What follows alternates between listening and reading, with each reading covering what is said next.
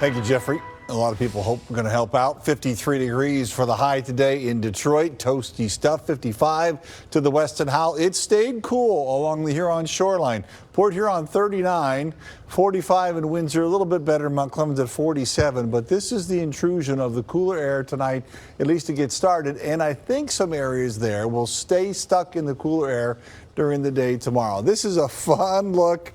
Taylor and Nick upstairs in the control room putting this all together. Here's what we're doing.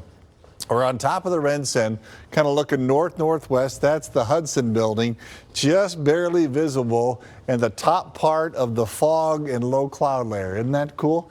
So we're looking through the city, but you can only see some of the tallest buildings there, including the Hudson. That's a neat shot. Thanks, guys. 35 degrees downtown. Dew point's 34. Humidity very high with the fog in place. 96%.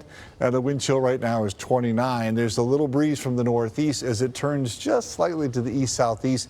That'll help stop the drop, but it's already down to freezing in Port Sanilac, 34, Lapeer, and Mount Clemens. These areas, Lapeer, northern Macomb, St. Clair, Sanilac County, if you start to get the rain overnight, it might be a little slippery at first, but temperatures should try to come back just a touch by tomorrow morning. But that's the area I have some concern about, some slippery roads. Otherwise, it's near 40 here and to the west, and there is some more warmth coming in as well. As a matter of fact, temperatures in Chicago still 50. Same thing out in Iowa in the 50s. And that surge is coming in here tomorrow, especially late in the day. So here's how this sets up. This is about now. We're going to look at it. I'll go overnight. You'll see more action coming in from the west. This is not rain right now. That's why I showed you that first radar. It looks like it on the national scale, but locally we're in good shape. About 2 o'clock or so, it starts to get more widespread.